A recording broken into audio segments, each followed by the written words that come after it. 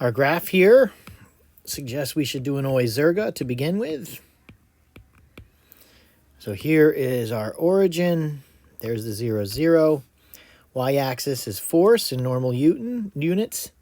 Our x-axis is time in normal units. So therefore, any questions about force and time, we will just read off the graph. The gradient delta F over delta T is the rate of change in force. And the area is F delta T, which of course, the impulse equals J equals F delta T. And the change of momentum is M delta V, and the two of those things are equal to each other.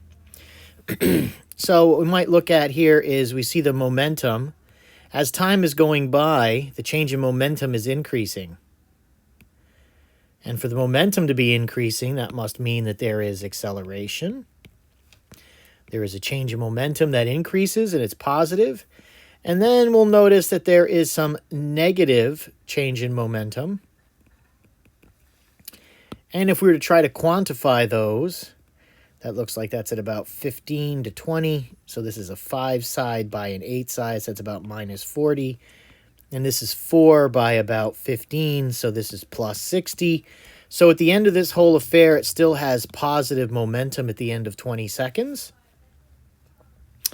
So all right, so we now see that there is a stationary cart, so that's V0 equals 0. Force gauge is on it, on a frictionless track. The force time shown above. How does the momentum change during the interval 0 to 2 seconds? So what we can see first of all is from 0 to 15 seconds, the momentum increases. So we've got momentum increases. The momentum does not decrease. So momentum, we're down to 3 choices. And this says during the entire time interval. Well, this negative momentum is subtracting from it. So in the time it comes out, the momentum is a positive 20. So there's less. So it doesn't increase during the entire interval. That choice is out. Increases in magnitude at first, then decreases and reverses direction. Reverses direction would mean it would have negative momentum, which it doesn't. We see it as positive 20 momentum. And then it decreases without reversing direction. And that's the positive 20 we have at the end.